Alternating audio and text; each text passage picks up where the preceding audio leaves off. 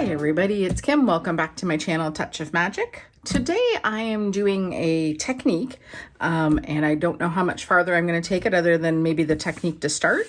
But we'll see how it rolls as we go. We're doing a new hop over on Instagram called Tags and Techniques. And the idea is that we're going to start a collection of technique tags that are a great reference point for when you're kind of stuck, your mojo's done, you need a little nudge. So that's what we're going to be doing. This first one is ink smooshing and making a homemade smoosher. Smooshing, smooshing, tomato, I say smooshing, maybe because I think it sounds more fun. I don't know. I kind of have an idea. I have a set of dies from Spellbinders for their new small die of the month for October called Snow Day Friends. I've got some of the trees cut out. It's hard to see because I did this on gel print paper, but there's indents where the extra little pieces, which I don't know if they'll show on camera. I don't know where my zoom is here, but I've got the extra 2 dies. So there's the tree and then the parts that go on that look like snow. So I've done them in a couple of different shades of green, but that's not my main focus, although it might be, who knows, you know how it is. I just wing it. Here I've got my inks. I'm going to do distress inks today in Salty Ocean, Blueprint Sketch, and Wilted Violet. I think those are the colors I'm sticking with. But again, you know, we'll play with it and see. I don't know if it needs a little more something, or if these are going to do what I want them to do. Part of my decision, you can see a whole sheet of paper here. Rather than just cutting out the tag and doing it on the tag, my theory is that if I do an entire sheet, then I've got enough for a tag and maybe 2 more cards, depending on the size of tags. So I've got 2 different sets here. I've got this set from scrapbook.com, their nested dies or nested tags, which the biggest one is huge. Don't know if that's the one I'm going to go with, but there are multiple sizes here. And I've got this set from Simon Says Stamp that are a little on the smaller side.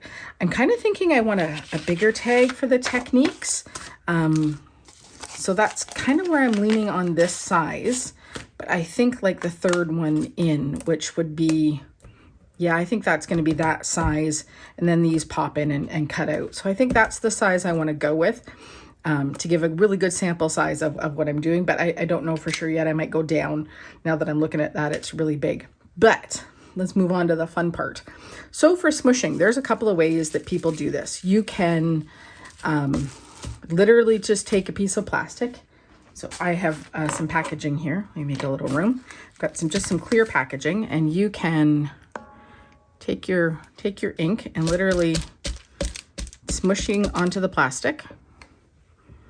I'm going to try and not overlap the colors too much because you want to give it a little definition. And to get the inks to move, I'm just going to use my ages-old distress sprayer here. And I don't want to do this over everything. So off to the side here, I've just misted it a little. You can see it beating up. And then you can take it and, right? And you can get a little bit of movement on it. Now this is just Nina 100-pound cover stock. It's not watercolor paper that would give you more movement, or mixed media paper, which would also do it. So that's one technique. So the other option that I've done, and I've done this before, is I've got a beauty blender here, which is just like a no-name thing. And you can just pick it up and then you can, and I've got this covered in just a piece of press and seal because I always have press and seal in my studio. And it's neat because you can either get a full flat spot, or you can use the sides and get a little more texturing. The idea of having a smooshing tool is it allows you a little more control over where you put color.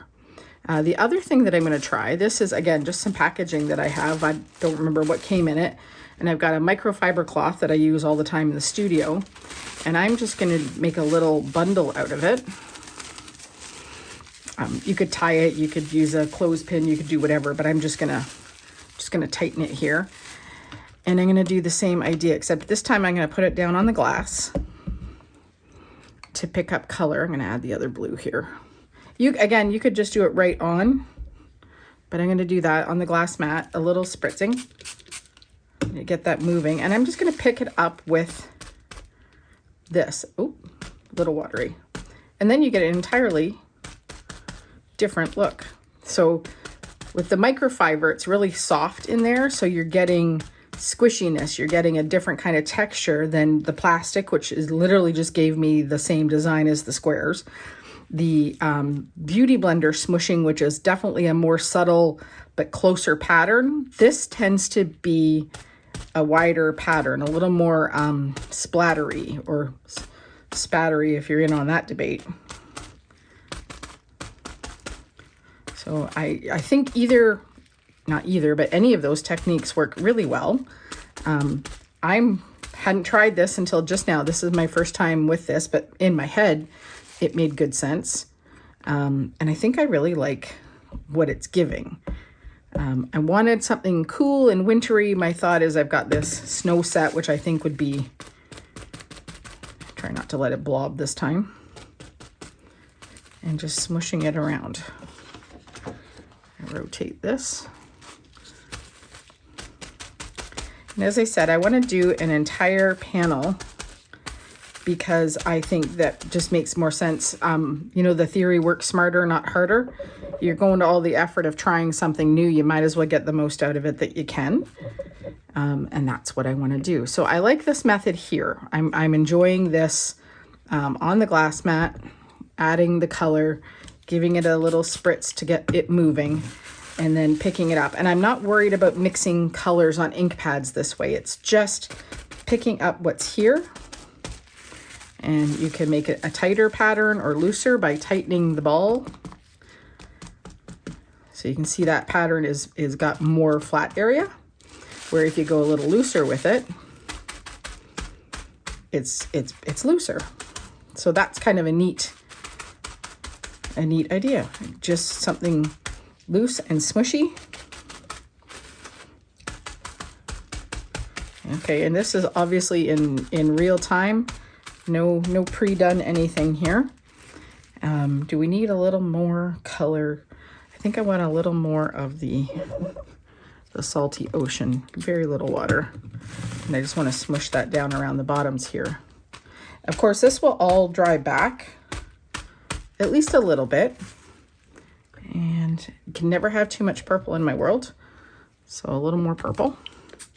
The theory in my life is if you need something and you can get it in purple, well, you naturally would get it in purple.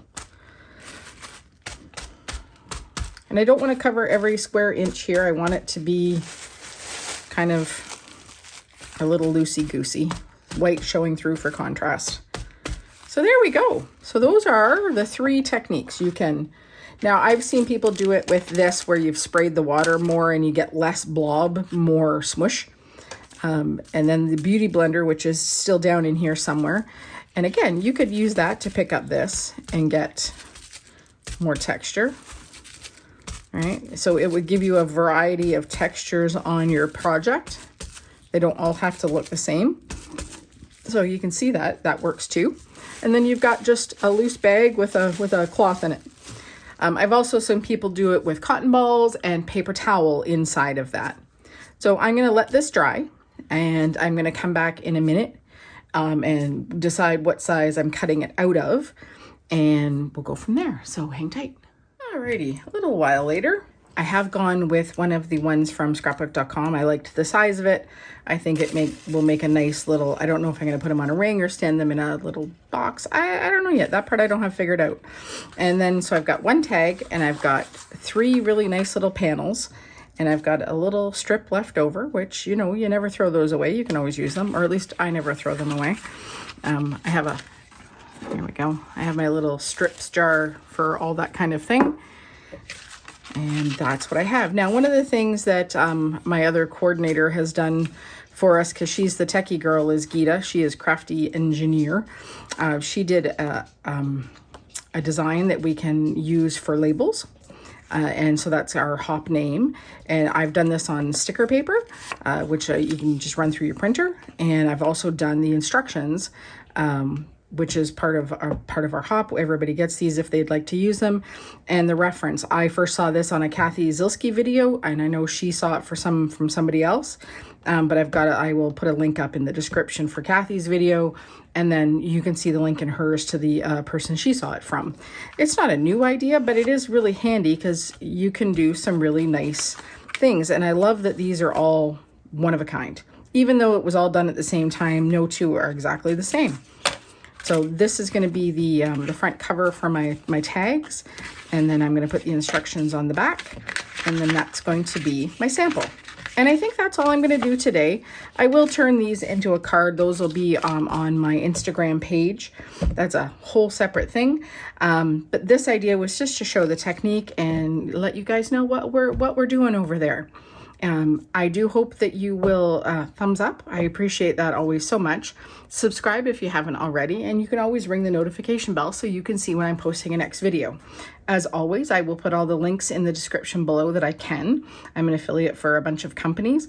Everything that I have here, I have paid for myself, other than the Spellbinders dies. I do their monthly clubs as an affiliate designer for them. I hope you found something fun and enjoyable in this video today. And if you do give it a try, tag me on social media. I would love to see what you're making. Have a wonderful day, and I hope you have some time to craft. Bye. See you next time.